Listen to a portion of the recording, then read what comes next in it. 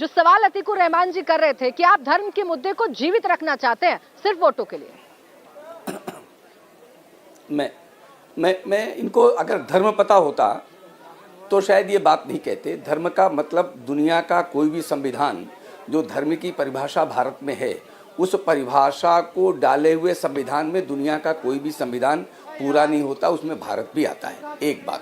दूसरी बात, अतीकुर रहमान ने जो अभी कहा, तो मैंने दो उदाहरण आपको दे दिए कि भारत में मुसलमानों का पहला संसाधनों-अधिकार है।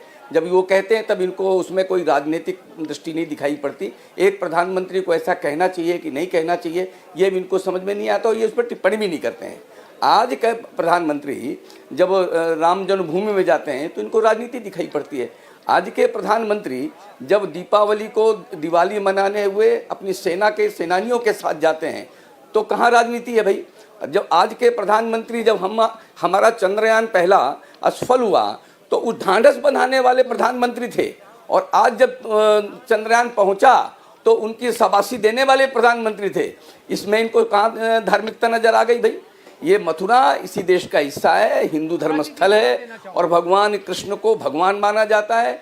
वो हिंदू वो प्रधानमंत्री हों चाहे देश का आम नागरिक हो, उन सब की अपनी आस्था होती है और अपनी आस्था को व्यक्त करने के लिए वो मथुरा भी जा सकते हैं, काशी भी जा सकते हैं, अयोध्या भी जा सकते हैं, आप बता दीजिए अतीकुर रहमान जी, बहुत छोटा सा काउंटर करिएगा क्योंकि शायद जी इंतजार कर रहे हैं कि आम नागरिक भी तो है ना देश के प्रधानमंत्री, क्या वो अपनी आस्था प्रकट नहीं कर सकते हैं?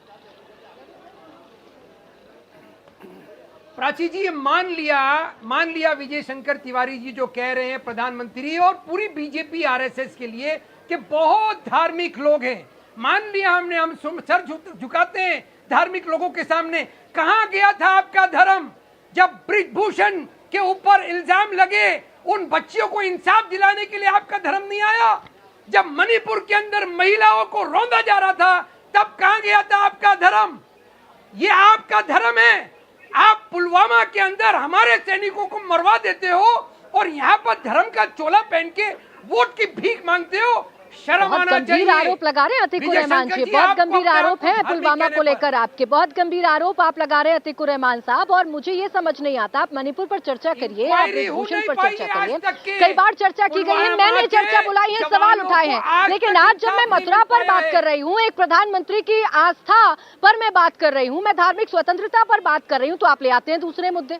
आप इस पर जवाब दीजिए ना कि क्यों एक प्रधानमंत्री अपनी आस्था को प्रकट नहीं कर सकता, और क्यों आपको लगता है कि ये एक सियासी कदम है प्रधानमंत्री का।